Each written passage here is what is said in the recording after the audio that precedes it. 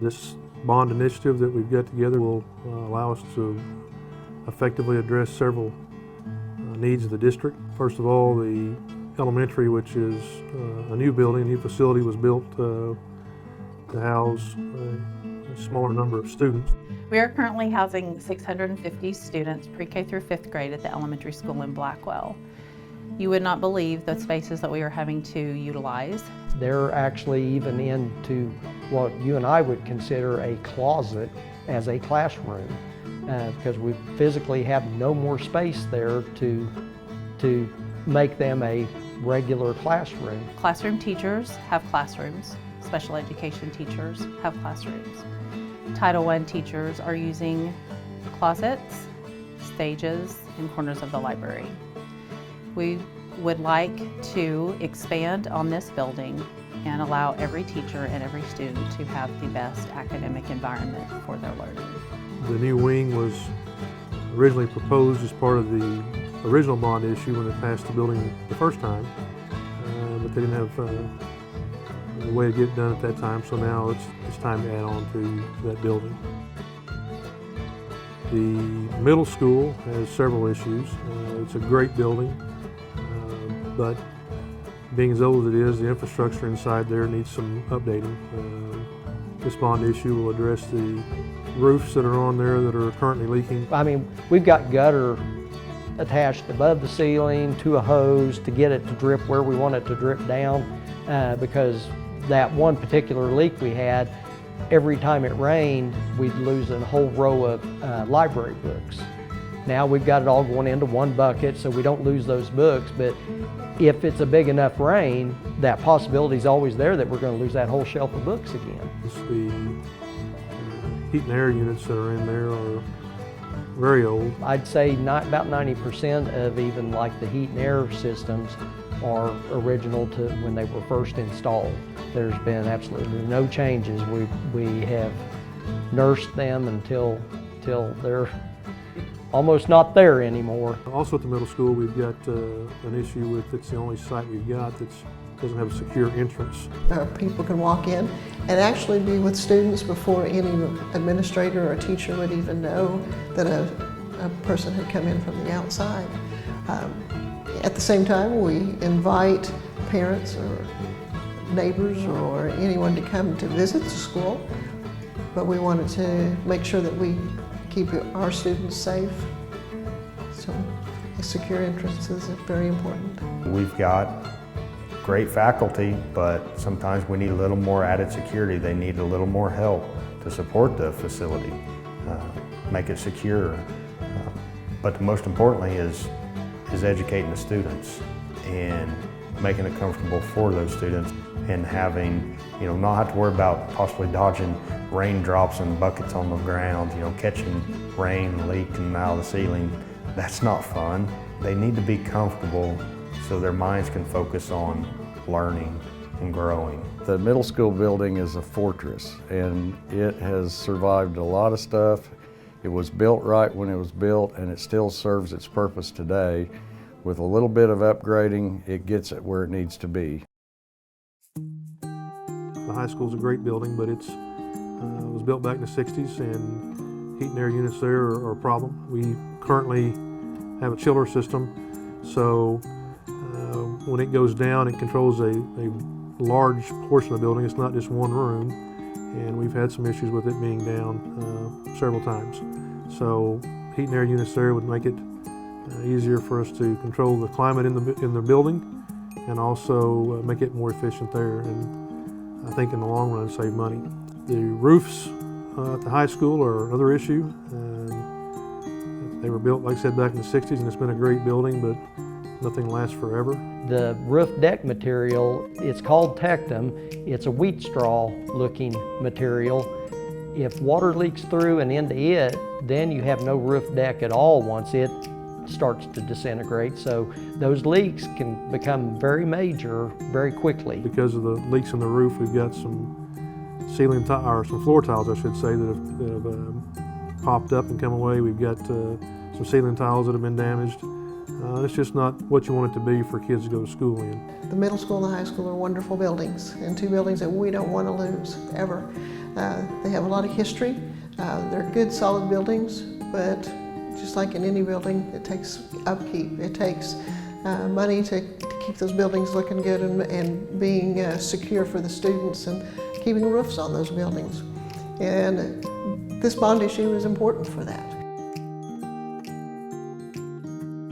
The auditorium, we've got probably the nicest one in K County right now, and it needs a little work. We've got some leaks in the roof there, so with a facility as nice as that, it just needs a little tender love and care. Another thing as far as leaks, we do have one facility out there that they have, it's our shops building. They have 5-gallon buckets tied up to beams and stuff because we've got, $5,000, $10,000 pieces of equipment.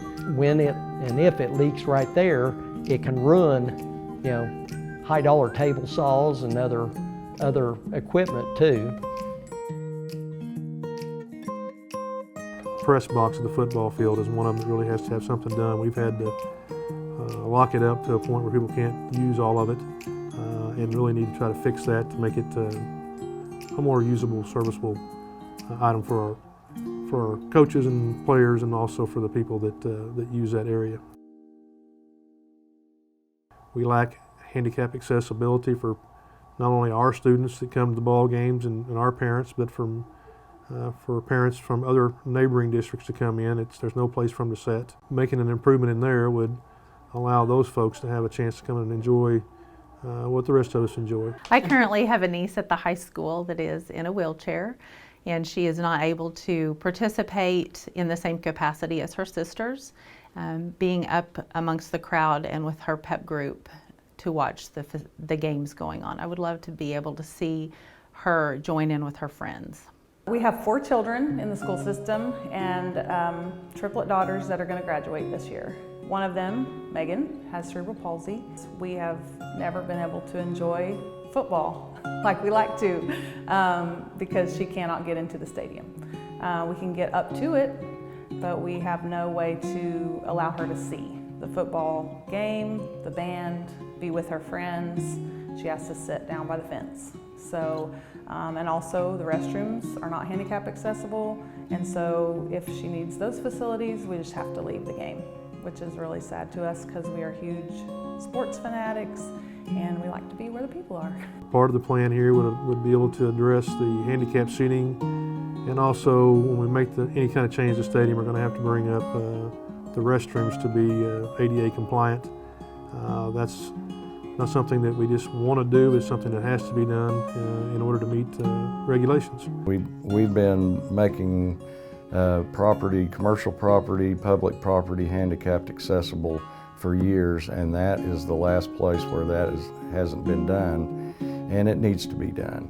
And it needs to be a better looking facility, because when people do come to town to watch games and stuff, they don't get in the building and they don't see the library and they don't see the technology and all that. That's what they see.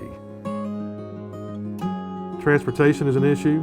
Our buses are extremely old. We've got buses we're getting a lot of miles on them. We've had them broke down this last year.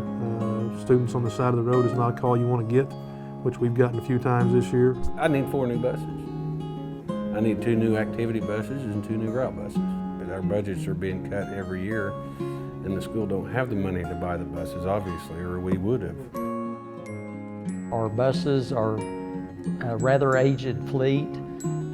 We only have 3 that are actually fairly new. The rest of them were bought in the 90s. We only have the 3 that were bought from 2000 up to 2012 and stuff. And it's getting harder and harder to keep them where they're an everyday runnable fleet. It's a student safety issue. I think that all of us would agree that we want our kids to be able to travel in a nice vehicle, but more importantly, we want them to drive on and be safe and know they're going to get there and get back. Without passing a bond issue, how else are you going to purchase the buses?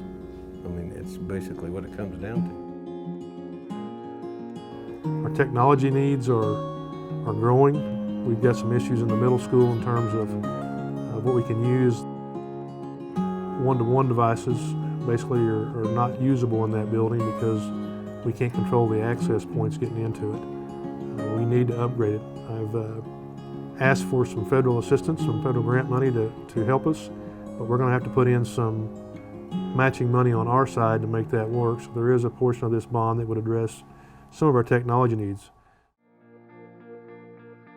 Schools get their funding through property tax, bonds, and it's kind of really the only way the school can fund big projects is ask for the citizens to support them by possibly, have an increase on your property tax. You just can't put a price on education. You can't put a price on including someone in something. I said there isn't a price that I wouldn't pay to have my daughter included or to be able to participate in things.